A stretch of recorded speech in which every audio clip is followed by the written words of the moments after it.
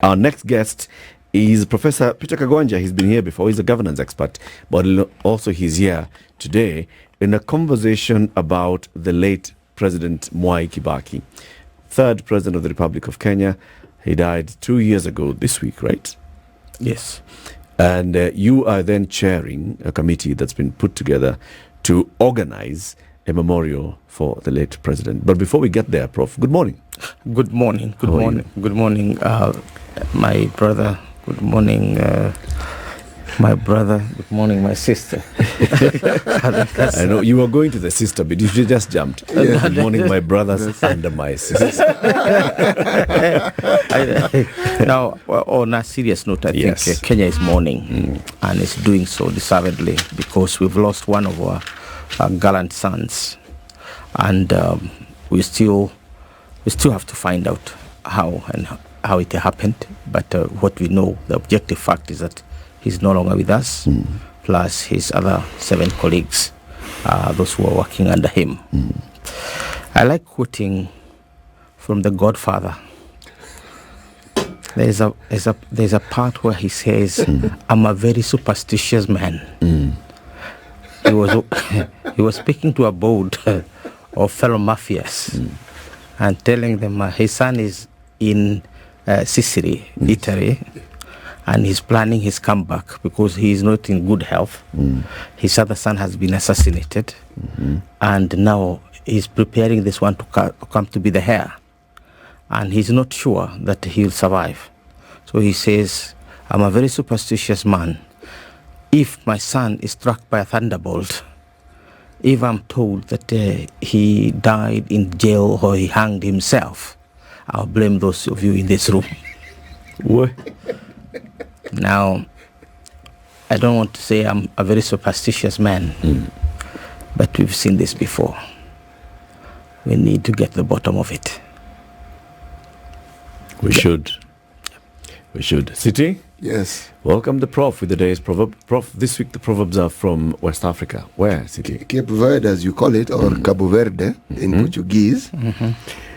If the baboon could see his behind, he would laugh also. Yeah, so we should not laugh at others just because we don't know them. Or is it the whole thing about the rog in your eye and the speck in your friends? Yeah, I think today our guests are very religious. The guest before you quoted the same scripture. Yes. Because of the speck, It's because the reason why we laugh at others because we don't take time to reflect on who we are ourselves and what our fault. We always think that we are the best, and the others, they normally say that it's only the other woman's husband who dies in war. No, nobody. Yours. Yes, it's only the other husband who dies in war. It cannot be yours. That's profound, Prof. Yeah, it's a difficult day for us as Kenyans. Yeah, it's a tough one. And like you said, I'm sure investigations will be conducted into this helicopter crash and the others. We may or may not get to the publicity of it. But either way, there should be an investigation, right? Prof, you're chairing this committee now. Tell us, what's the name of this committee? Well, we've seen many of our great leaders come and go. Some are lucky to have universities named after them. Others do have roads named after them. But some have just small parks, maybe like Michuki Park somewhere in the corner. Yeah. Yet when they were leaving, they were giants. People were taller, who were larger than life. And slowly they disappear. And we said this should not happen to Kibaki. At least we knew him as an intellectual, and we knew him for his ideas. And we knew him for the practical things he did to us. And as I always say, Kibaki made us great and made us proud as a people. Therefore, the ideas that he used to govern us and to lead us to that greatness, which we recall, should be a subject of an annual discussion and reflection.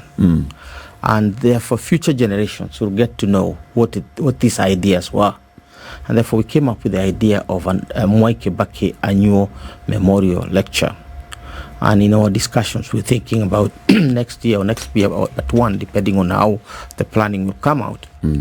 We'll also give awards for the three things he stood for. Constitutionalism, because he gave us a constitution, strong economies, and peaceful societies. And those three things we will reward. But that's a subject of future discussion. For now, I'm the chair of the committee that is planning the inaugural lecture of Mwai Kibaki to be held at Safari Park the day after tomorrow. Actually, tomorrow. Tomorrow night from 5. Why a lecture? Because this lecture is the only way to reflect on ideas. There's no other way. And you are able to bring not only Kenyans, but other people from other parts of the world to help you also look at yourself. If we go by Mzee Muga's proverb, that if you know your back, you would think twice before you laugh at others. So we were able to call people, to invite people, big minds from outside, to reflect on our own. In this particular one, we had invited President Jakaya Kikwete. He was kind enough and told us that the time was too short, which is true. And he expressed, his office expressed desire to participate in future events. Then we had we talked to President Tambo Mbeki, a good friend of Mzee Kibaki, and President Mbeki said it's a coincidence that the same day he'll be chairing the board meeting of the South Center in Geneva, the kind of center that within the UN system that reflects on the global South. Then we said, well, it is an inaugural one. We have allotted them to this next year, but one will be with them. But why don't we choose a come from home? So we have Ambassador Francis Mudaura, a very even-handed man in governance, in social life, and in other sectors, who will be reflecting on a man he served for very many years. Ambassador Mudaura has just written his book, Moving Horizon, which is a must-read for many Kenyans who are in governance areas of governance and public leadership.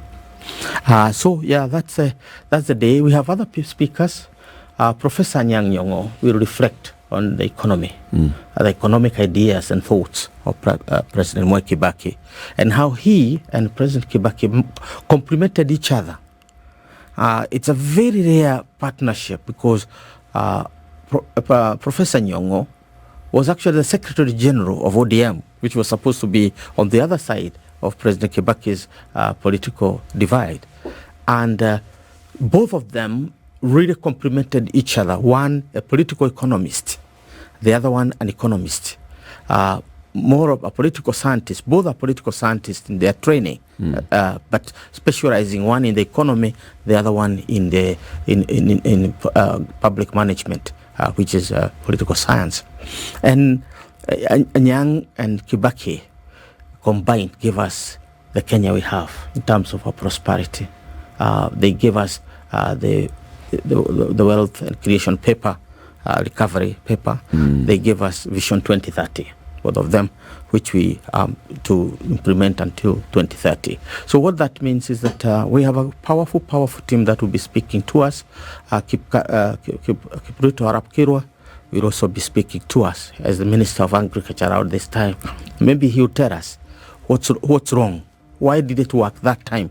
Why did we have so many dams, so many irrigation schemes, new ones, old ones revived, and why is it not happening, or why has it not happened the last 10 or 12 years? And those be. So, Prof, you started the conversation by actually pointing us to what happens in hoisting leaders and maintaining their legacies in the public face. You said some roads named after a leader, others, facilities, hospitals, schools, universities named after a leader. Mwai Kibaki, is there anything named after Mwai Kibaki? Mwai Kibaki did not. He consciously fought that. He never had any. In fact, he even resisted his face being in our currency. Yep. And when the coin, which was called Kibaki, I think it was a 20 shilling or 40 shilling 44. coin, came, it disappeared like, whatever in the wind. And nobody knew how it disappeared from the currency. Why was he resisting them? Because he as a political scientist, a leader, knew the cost of a personality cult in a country.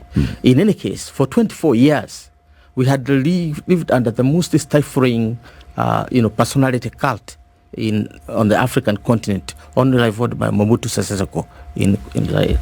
Every song, they had reached a place that there was one minister, no names here, who said that the peace we are enjoying, the rain that is falling, the sun that is shining, are shining credit to The president. the president, until the man himself was so embarrassed. They told them to stop. Remember, you referred to him as the Prince of Peace. That's the point. Now when the moment you talk about the Prince of Peace, now he was raising it as a bit higher, spiritually speaking, to the levels of. So Kibaki was avoiding this because he did not want to personalize leadership and make people see him. He wanted people to feel the work that he's doing. Yes, and that's why he was even quiet. He was a quiet technocrat. Okay. And even when you went to a meeting that he was chairing or where, he was more of a listener than a talker. He talked less, listened more. But when he talked, he was so profound, and he would use the old philosophical method of inquisition. He asked questions to get to understand. And by the time he finishes his questions, you either feel you are stupid or you needed not be there because you have wasted his time. He didn't have to tell you that you've wasted his time. He would ask you three. You're talking like you have personal experience. No, I was in one of the meetings when a whole team in the cabinet of Kibaki, particularly from Mount Kenya and their allies, said that after Naivasha, the Raila Odinga had run away with the constitution. There was a very catchy phrase that Raila has run away with the constitution. I was part of the team that Kibaki had asked, as intellectuals, because I was the intellectual in the government that time. As the intellectual, he had asked the three of us, Kibuda Kibwana, myself, and late Stephen Jiro, in a conversation to not worry about everything. We concentrate on three things. One is one center of power. If it's a prime minister, it's okay. If it's a president, it's okay. But one center of accountability. Then he told us, when you go there, if you accept, it can be counties, can be region, whatever else. But we want 2 tiers of government because that's what we can afford. And if we accept 2 tiers of government, then you must accept 2 chambers of parliament. So those were his. Anything else, but these ones you must achieve. So when we came, we had achieved those 3 and more. So we didn't think Raila had run away with the constitution because Anyang, my teacher and friend, wanted a parliamentary system. He didn't get it. Raila would have liked the prime minister to be retained. It was not retained. And many other things that would have been it. So Kibaki called our side very quickly to a meeting. And I think I was sitting behind the late Mutula Kilonzo, who was the constitutional minister, and I was the CEO of the campaign for the referendum, and also the strategies for the campaign itself. And Kibaki asked 3 pointed questions, and we woke up and went. And all of us were looking down, particularly those who held this thesis that Raila Odinga had run away with the constitution. He asked, what does the constitution say Raila will do if I say no? Mutula said nothing. And what does the constitution say if I do and he say no, what will he do? Nothing. And what power what change does it introduce beyond what we agreed in at Serena, meaning the National Accord and the Reconciliation Act? He said, no. Bas, hiyo ingine ni porojo. And we left the room. There was no other talk. It was as short as that. Because the idea was to know whether Raila truly had run away with the constitution. So which constitution didn't he run away with? Because Kibaki was saying, in short, without saying it, I have all the powers. The constitution has not added him, given him new power or taken away power from me, as prescribed by the constitution. Therefore, I'm in charge. I'm not threatened. So that killed the debate on Raila running away with the constitution, and we went to the referendum without that ghost of anybody saying that land with the constitution. And I found it myself, as the CEO of the time for the constitution, I found it very easy because I would have had a lot of resistance from the lieutenant of the president himself, basically opposing a document. So he was he was a good reasoner, but a very sharp questioner of things when things were not adding up. There was too much of propaganda. Isn't it interesting then? And that's why things like this in the present kind of make sense. Because a public lecture of that kind of nature brings these experiences to the fore and to the memories of very many people.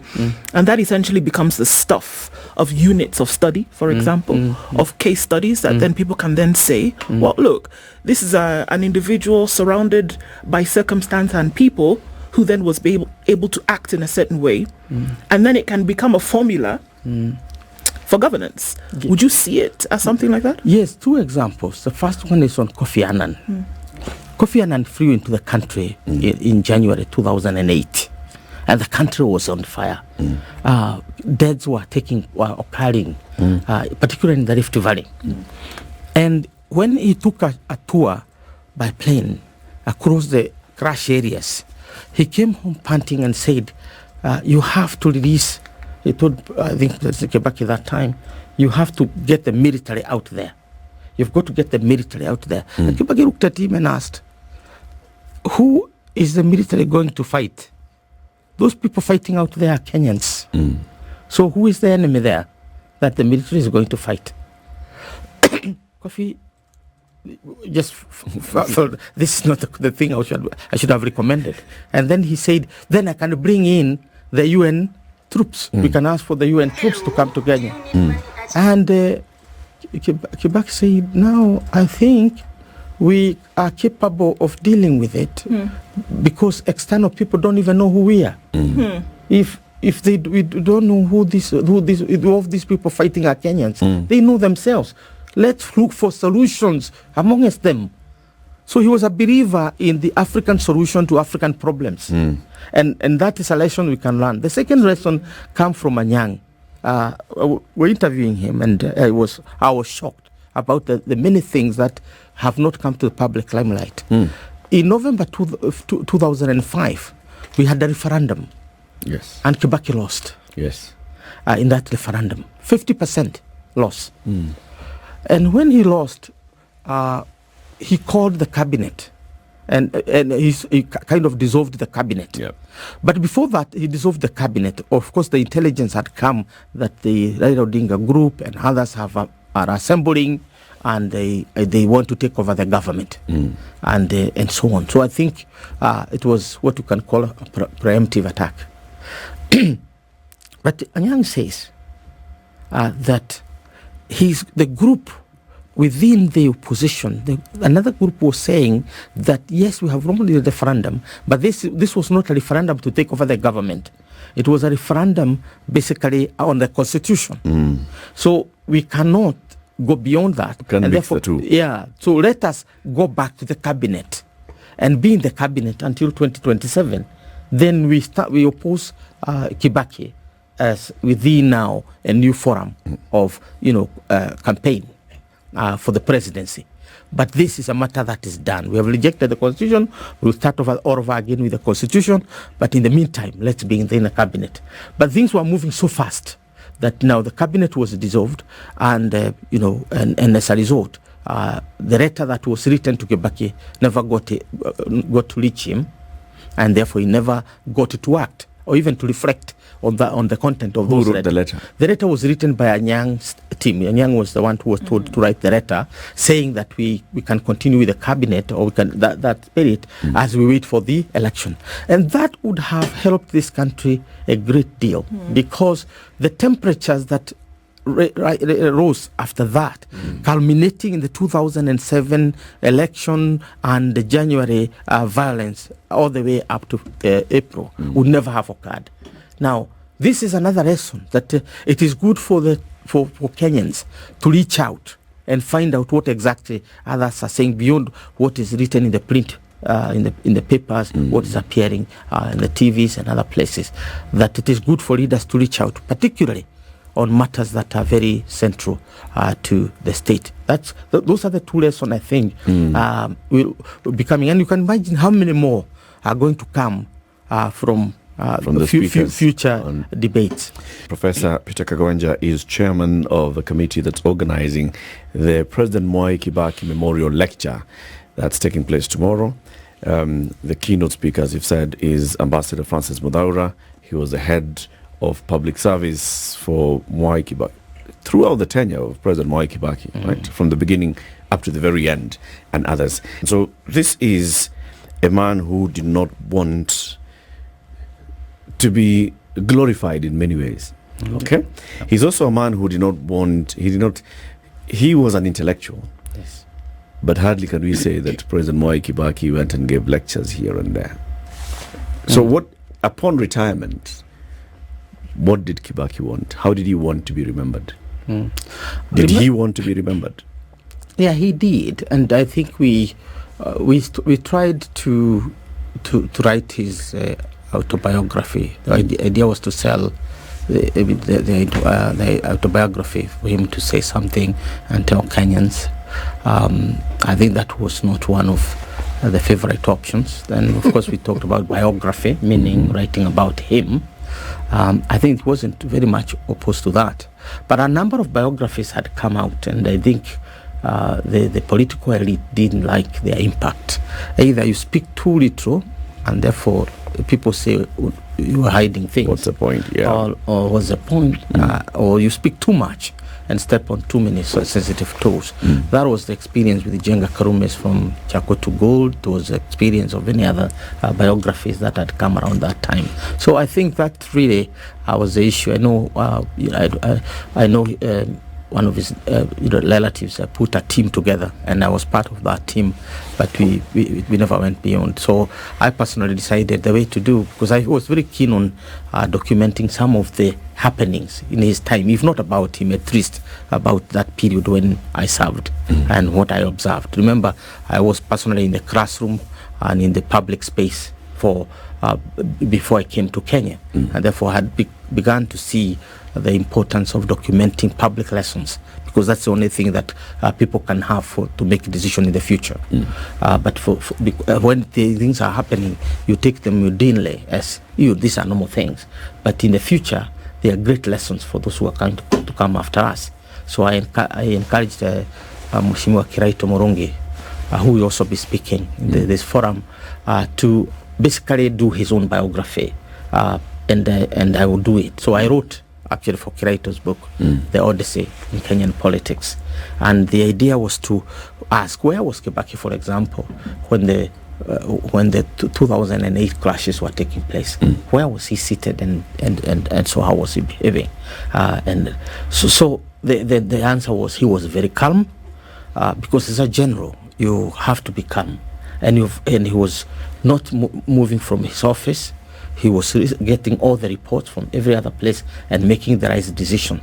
And that is how he was able to pull us from the brink. Because when the realities would hit that I have to speak to Raila, then he will not be told by anybody that I'm not going to talk to Raila. What was in his mind is Kenya must not tip. Kenya must not go beyond the cliff. And therefore he sat down. So I wrote Kiraito's book, autobiography, or biography for that matter. And the idea at the back of our mind is to also bring, because Kiraito was President Kibaki's chief political strategist. And therefore I worked under Kiraito, both during the Constitution and even after. And therefore Kibaki didn't want, after retirement, really wanted to retire, and you could tell he was tired, because after serving from 1954 is when he started leadership as the chair of the Students' Guild in Makerere, and also Kenya students abroad. That's when he started his process. He goes to to the Shell for a short stint, then to London School of Economics for his degree, and coming back, Boya and Odinga can't let him rest. They pushed him very quickly, and he was doing the heavy lifting. Drafted the Kenya's first constitution, which now became independent constitution, as providing the back office to the Lancaster House team, particularly the Kano team. Then he moves there, and Kenya jumped into this very kind of divisive debate about whether we want to be socialist or capitalist in the 60s. And Kibaki spent that time as the head of Treasury and also assistant minister for finance, drafting sessional paper number 10 of 1965, which defined who we are, that we are neither socialists nor capitalists. We are Africans, and it is African socialism that is going to guide our planning process. We are not just going to go through emotions. We are going to plan our lives into the future. And that became almost the strategic plan for the period 1965 to 1970. And he took over as minister, and the rest is history. Because up to 1982, the dollar and the Kenyan shilling were head to head in terms of competing. It is after 1982 that the dollar tipped, and that is when he ceased to be the minister for finance and went on to become home affairs and health. When he came back as the minister, as the president, and now the person in charge of the economy, within 6 months, the economy had bounced back from negative 1.6 to now 3%. And by the time we are going to our national madness, the crashes by 2007, we were basically at almost 7%. And even after the crashes, we went to 2%, and by the time he was leaving office, you can see where we are. We were at 5 point something. Now, what did that mean for the Kenyans? He reduced our poverty levels. By poverty level, we mean extreme poverty. People living below a dollar, and so on, and people not having more than 1 meal per day, or not being able to afford. He moved us from 56% to 36%. That's not a short achievement. 20% of our population had moved from poverty to some relative wealth. And what did that mean for us? We had the fastest growing middle class on the global south, the fastest growing, possibly after China. And the fastest growing middle class meant more consumption. So all of a sudden, you see mushrooming of supermarkets in our neighborhoods, in Buruburu, where elsewhere. You didn't have to come to city center for your shopping. Nakumats and others, Quick Marts and others now came to our neighborhood, including shops that were small becoming bigger because people are consuming. Because the force of the middle class is that it is the one that drives economy. It is also the one that drives politics, because it is the one that has a stake. And the moment the middle class is reduced, the country is at risk. If it expands, the country is safe. Are you surprised that after Kibaki, it is us, the middle class now, who are basically defending democracy? And we are the hope that this country will not go straight back to authoritarianism. The only hope is not the constitution. It is the middle class that will speak out. And the numbers of the middle class and the many people speaking out is the one that will guarantee us future freedoms and so on. So Kibaki basically was that kind of a person. Not talking too much, not seeking a lot audience. He wasn't a populist by any standard. He never sought whatever, except when he found that the constitution was losing, the 2010 constitution. I did an opinion poll, and we went to brief him with Mwai Kibaki, Akiraito, on what was happening. And by June 30th, it was very, very bad. What? The constitution was in a very bad way, because we knew that if the constitution does not get more than 2/3 majority, somebody flops. in the future will always say it's not a popular constitution, and therefore will call for another constitutional process, a very expensive and divisive process. Therefore, we were gunning for 2/3 at least, which means 62 plus. And we did the opinion poll and found on average, national average, we were at 52% by June, and the referendum is on August 4th. So you can see it's such a short time. Then the solution is you have to change your style of politics. Get out there and campaign. Get out. So you remember the Nation published this big headline, the new Kibaki. Because the old Kibaki people knew is a person who works from the office, is on issues, is on whatever. That's why his main success was in economy, more than you can talk about politics. Because politics perhaps requires a populist who will whip emotions and get people out and so on. This time, Kibaki became a populist, but within his own confines. So we just got a good model that he'll go to, let's say, Kisumu or Kisii. He'll meet all the Kisii leaders at the one tent. He'll have a meal with them, and we'll schmooze around with them. And then the afternoon, that's in the morning. So one county, one day. In the afternoon, then we move to the stadium, and we will address the people. And the issues that we raise will be populist, but practical. And that is what pushed us to 70% within a period of 1 month, or more than, it's right above 1 month. So the Constitution won comfortably with almost 70%. How do you hope the lessons that will be given during these lectures, this one that you're starting with, and even future lectures, how do you hope those lessons will translate into better governance and leadership in Kenya? First and foremost, we'll document them for our children.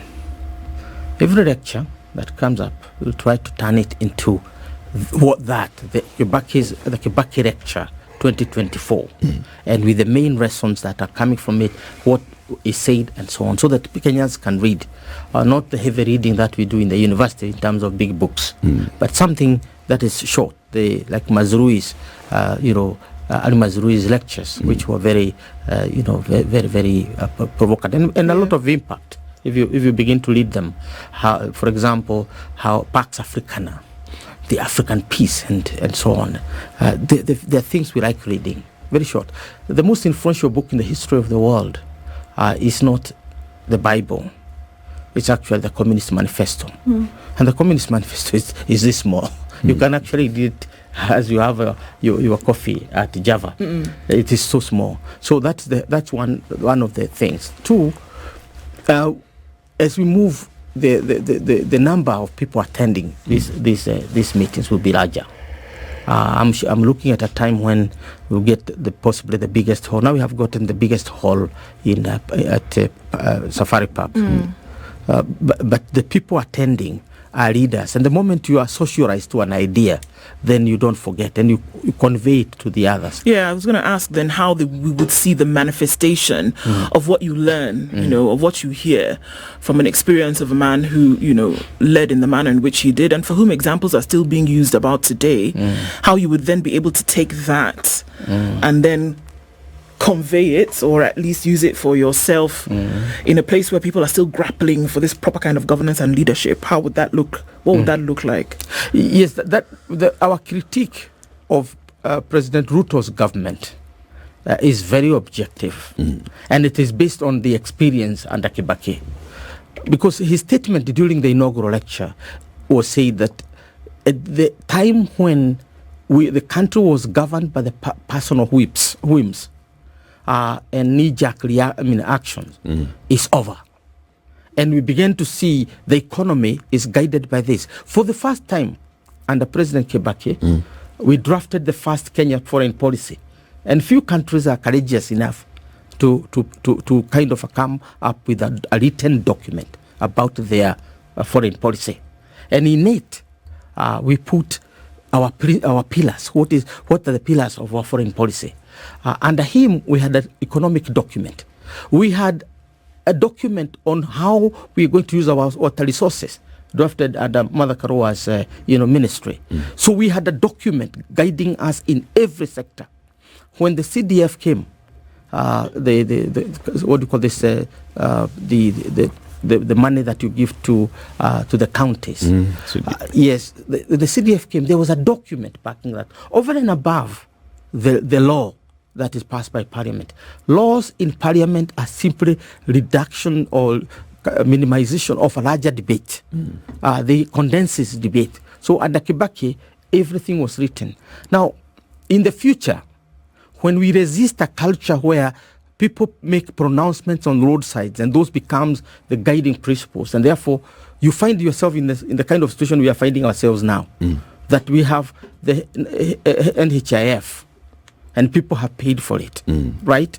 And then we have another one which is not finished. And because we are now in this, we are caught up in this interregnum where the old one is dying and the new one has refused to be born. You're caught in that one. How do you do? And therefore people are dying in what? Because they cannot pay. We are now talking about, fundraising for some of our colleagues who cannot pay because NHIF cannot pay for them. And why is that? Because there was not a deliberate process to look at why we are reforming and write a white paper, a blue paper, or any official document approved by the public, approved by the ministries, approved by the cabinet, and then approved by Parliament as a white paper. That was the issue about sessional paper number 10 of 1965.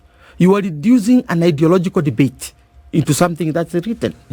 Yes, capitalism is good, socialism is good, but this is what we want to do, and for this reason. Because we want something that will help us or guide us in planning the future of our country. And therefore, what we get from these Kibaki lectures are lessons that we learn so that we can hold our governments to account. Because that's what democracy is about. Democracy is not about saying, yes, sir, yes, sir. It is about literally saying, sir, you would make a better man if you concentrated on growing losses. You are not a good leader.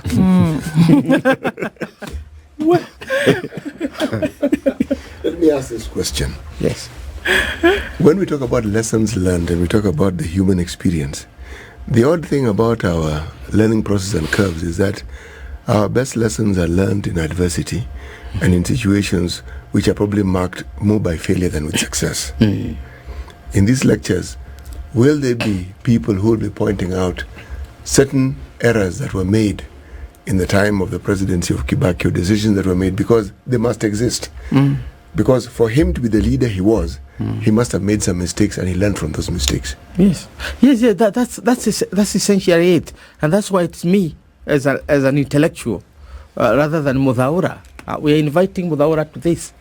He should be the other one, possibly, if we are thinking of the other way around, who would be, championing this.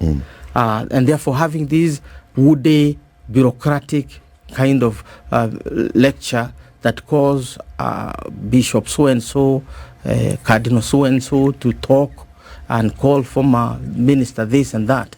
Yeah, we and even before we get to the podium, we have already started debates. I'm telling you, we spent two or so hours with the, Professor Nyong'o, basically not just reflecting, but looking at what went wrong and what went right, and what were the lows and highs of the system.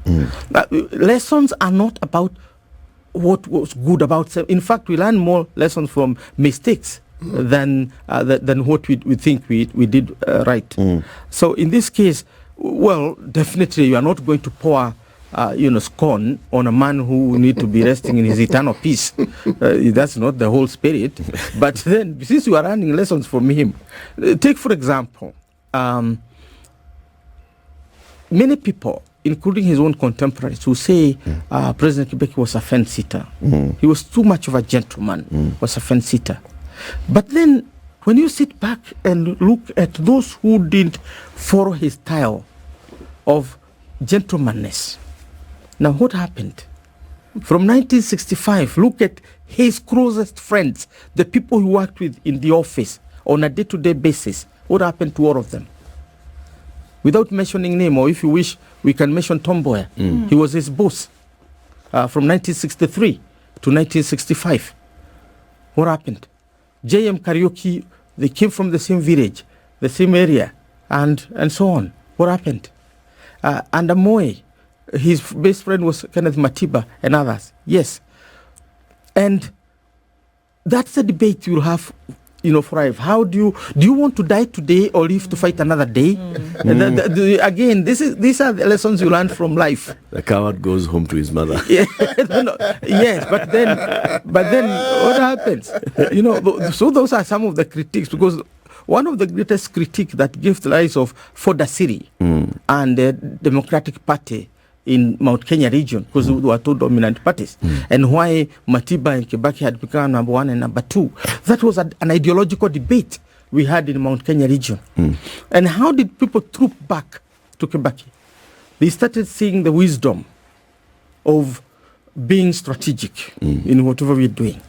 And at the end of the day, it is Kibaki's style that won. And when he transformed the people, today we say he must be the most consequential president that has governed this country. The most consequential. I'm not saying this from a biased point of view, but the statistics should tell you what we are talking about. There's an interesting concept that is often discussed in politics. It's called the role of chance. And those who are positioned to take advantage of it. Because the things that sometimes happen, whether sequentially or not, and even if you apply logic to it, logic doesn't quite cover all of it. Because it's like circumstances conspire to bring about a certain situation. And then that situation makes it possible for certain things to move ahead. See, when you say there are those who considered Kibaki a fence-sitter, if you look at his life, he actually wasn't a fence-sitter at all. No, he wasn't. So it was a narrative that was spun. Yeah. And if you look at the decisions that are attributed to him, they were deliberate. They were just not loud. Yeah. And some of the statements he would make were so cutting, and he was not shying away from commenting on things that were happening. Take, for example, when there was this debate at the university that there's a certain lecturer, according to one of the hawks of the time, there was one lecturer called Karl Marx, who was inciting our children. We should get rid of this Karl Marx. That was a recommendation from this public figure. And the kids are asking for dialogue. Let them be given dialogue. Of course, dialogue meant chapati. And of course, the Karl Marx was not alive. So Kibaki, as the vice president, wanted basically to kill this debate because it was beginning to embarrass him. And he simply said, and for many of us who are commenting, we must allow Karl Marx to sleep in peace. He didn't go into long lecture of saying Karl Marx was born in this time and died in this time, and therefore he's not and there's no lecturer at the University of Nairobi called Karl Marx. He simply answered in a very cutting way. The other example that we know is when his election was about to be leaked in Othaya. Some people, I think, called Cabbage Boga, were raised to basically oppose him. And if somebody could say this is a state machination to basically undercut him. And he stood up. I think the Weekly Review captured him, catching, I think, a train. It was very fast, and his checkered coat was basically flying back. And he was saying, rigging has some intelligence to it. This is not rigging. So, it's a quip because the rigging has intelligence to it. Yeah. When it is blatant, you can see the Q is this wrong, and then you count the small Q. What are you trying to do? This is what was, and everybody was complaining about Murorongo. His colleagues did not take the calm route that he took. they read in the cabinet. And of course, the rest is history about the movement for multi-party democracy and the consequences of it at that particular time. So it's simply to say that Kibaki was not really silent. It's only that he timed his statements. Okay. And he remained within that the corner of decorum. Right. Prof, thank you very much. Is the lecture open to the public? Or not this one? Not this one, because this is the dry run for future ones. Okay. So what has happened is that people will also have a meal around it. Okay. Professor Peter Kagwanja is chairing the committee that's organizing the inaugural Mwai Kibaki Memorial Lecture that's going to be taking place tomorrow. We hope to see the videos from this event, from those lectures, from those that speak, and at least we start enjoying the wisdom of that share. This is the Situation Room, the only way to start your day.